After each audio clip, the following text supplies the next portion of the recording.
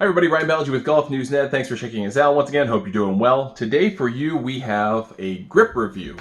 We don't talk about grips a lot in general in golf, probably to the dismay of the major grip manufacturers.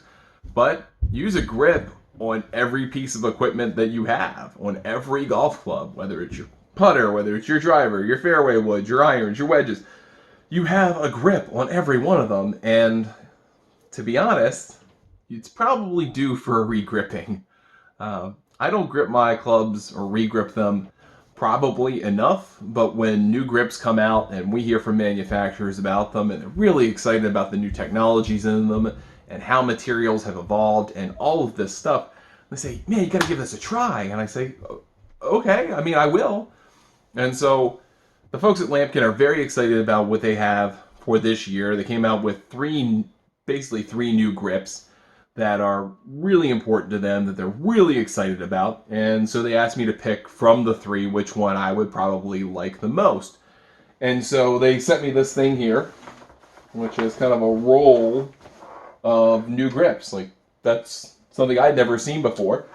And with it, it came a couple of different styles of grip. So we have a couple here, and then the one I ultimately chose, which is the subject of the review, and that's the one that's on most of my clubs, not all of my clubs, but most of my clubs. And this is the ST+2 Hybrid Calibrate.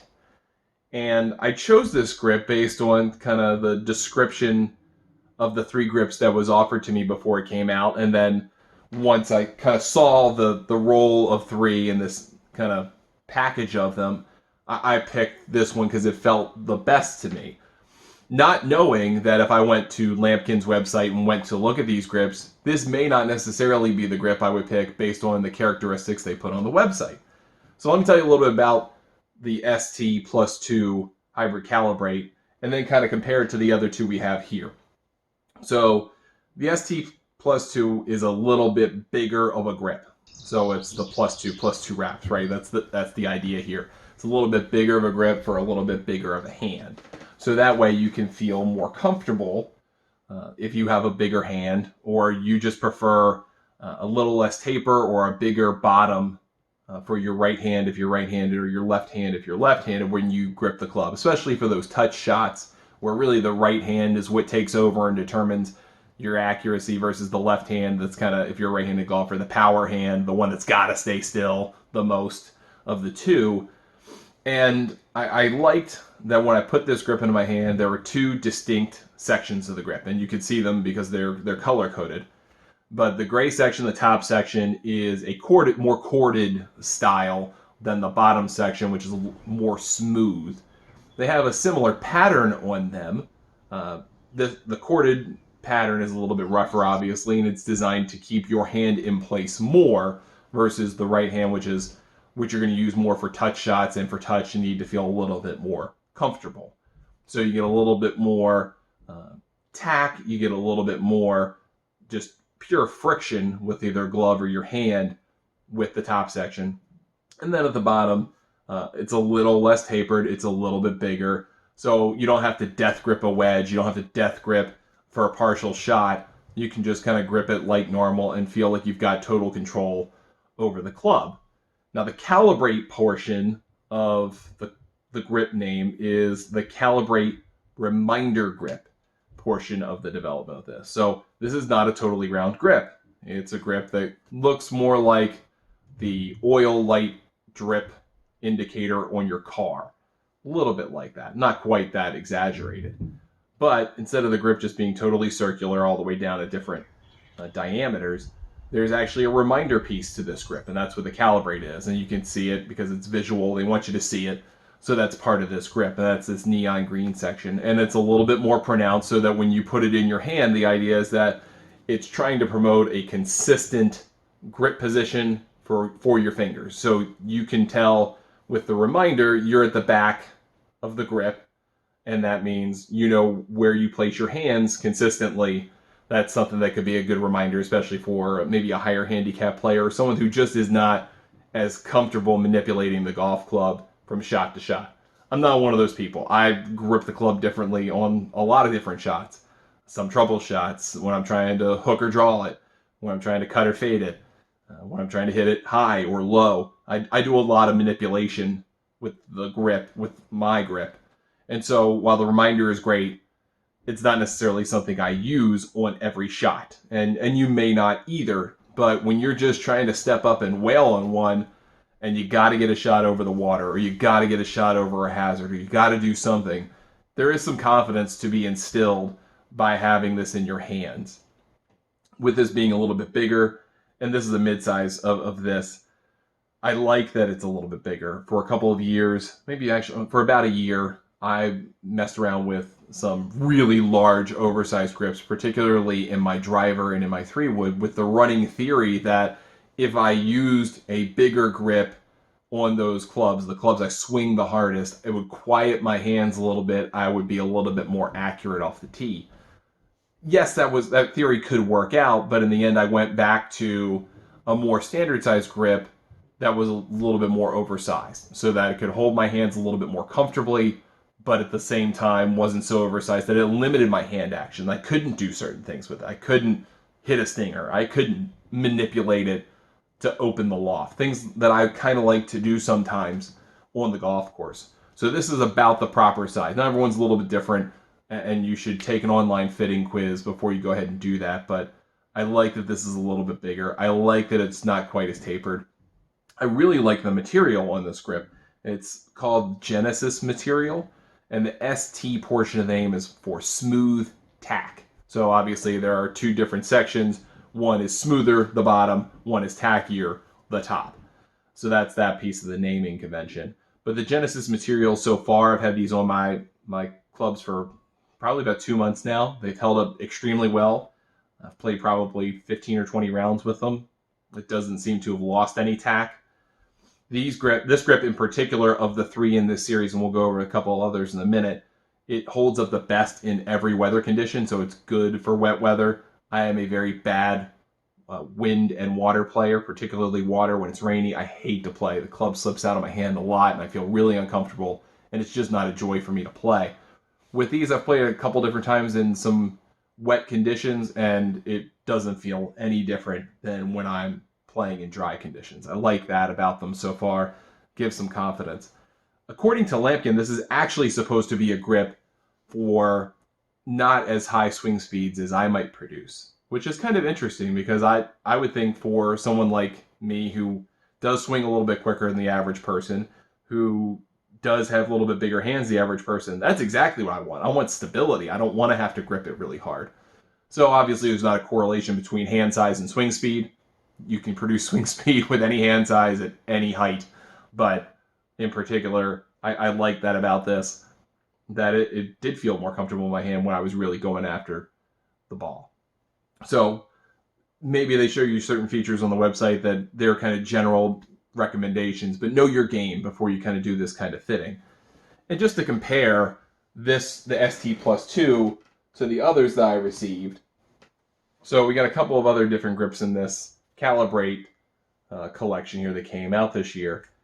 And you've got the wrap, you've got a sonar wrap plus Calibrate. So you've got the Calibrate reminder. And this one's actually really interesting because it's supposedly for the slowest swing speed, which I never thought of wrap grips as for slower swing speeds, but maybe that's the case. But it's a little bit softer than, it's the softest grip of these 3, maybe a little bit softer than the ST+2, which is probably about middle of the road. It's not firm at all, but it's not soft. It's not padded in that sense. This has a really cool tack to it. It just kind of feels like, what you would get on a type of wrap for that. But it has this really cool micro pattern on it that gives you it's called Fingerprint Technology. And it gives you just this extra sense of engagement with your fingers every step of the way. So instead of just feeling the wrap, your fingers feel these little, almost fingerprint-like, hence the name, little ridges that give you that extra little sensation of tackiness. And this also has the Genesis material that holds up really well. It also has a little bit less of a taper. It can be a standard size grip, but it can have a little bit less of a taper. So maybe you don't need the extra 2 wraps, but you do want that little less tapered look. And then you can compare that to the Sonar Tour plus the Calibrate. So you got the Calibrate, you've got the Fingerprint Technology. The pattern looks slightly different than what you get on the wrap, and this is actually meant for higher swing speeds, even compared to the ST2, which I never thought about it that way either. It's not quite as tacky as the wrap, and that makes sense, maybe because this is built for slower swing speeds. Got a higher swing speed, maybe you're kind of holding on a little bit more. You don't need quite that as much tackiness, I guess is the running theory to it. But it feels, they all feel good in my hand. I mean, Lamkin grip makes a really good grip. I actually love their 5-zone grip that I have on wedges. I actually have it on my current wedges from Ben Hogan Golf. I like the 5-zone because you can get different feel. It's almost like a reminder grip in terms of how you feel, making sure you're gripping in the right places based on the different zones that you're gripping for each shot with a wedge. But with this, I really like the material. I like the way that's held up so far.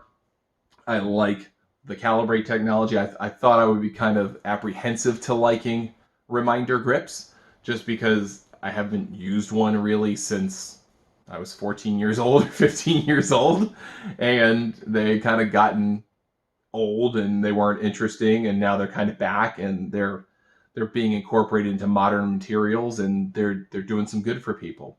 So the rub on anything is of course price. Turns out I picked the most expensive grip of the three. Did not do that intentionally, but this is about $10.50, $11 per grip. So if you're looking to put on 14 grips, then you're thinking about $140. But you're going to obviously not put it on a putter, so really 13 grips, $130. You're going to get charged probably a little bit of money by your pro shop if you're doing it there, or if you go to another retailer, they're going to charge you a little bit of money. So it's going to be, $150, $160 to regrip your clubs outside of your putter. These are a little bit cheaper, closer to $10 per grip, even a little bit less than $10 per grip. Lamkin's also running a promotion, and I think they still are continuing to run that promotion about getting a free grip to try. So you can try them out for yourself, get them on a club. If you go to the proper retailers that's participating, they'll give you the free grip and they'll install it for you so you can try it yourself. So there's a ways to get in and try this without necessarily having to commit to a whole box of them. And that's, I think, a really smart play by Lamkin to give you the option to try them before you buy them in some fashion. So if you're looking for grips, obviously everyone kind of has a favorite manufacturer if you're big into grips. If you're not big into grips and you just kind of take what comes on your clubs, now's a great time to start thinking about the grips that you want on your clubs, and not just for every club in the bag, because you shouldn't have the same grip on every club in the bag, in my opinion. You should be looking at a driver grip that fits for what you do. You should be looking at iron grips that fit the way that you play. You should be looking at separate wedge grips that fit what you do with wedges. And they can all be the same, but you should have that look at your game and how grips can help you perform the way that you play golf typically. And that may turn out you have 3 different grips in your bag, 4 different grips in your bag, and that's okay. But if you can identify the ones that help you perform the best, you're going to feel more comfortable on the golf course. You're going to have more confidence on every shot. You're going to be a better golfer. You will lower your scores. Grips are not just about having something to hold on to. They are performance pieces of equipment that can make you a better golfer with the right stuff in your hands, and can frankly make you a worse golfer with the wrong equipment in your hands, just like any other thing that you have playing golf. So take the time, take a look, go look at the grips on your clubs, see if they're worn. If they are, start researching, take a look at Lamkin, see what they have to offer. This collection through the Calibrate technology has been great for me so far, and I'm looking forward to continuing to use them throughout this golf season. Check me out on Twitter at Ryan Ballengee. Thanks for watching. We will see you next time.